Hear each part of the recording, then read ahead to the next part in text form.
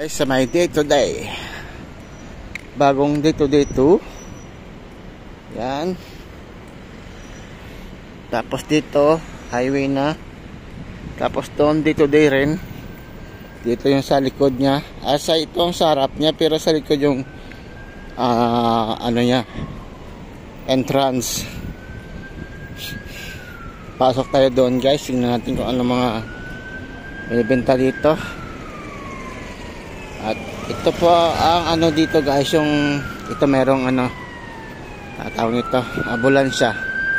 Tingnan nyo, kung sa atin yan sa Pinas, matagalan pa yan makalabas. Dito dali lang yan.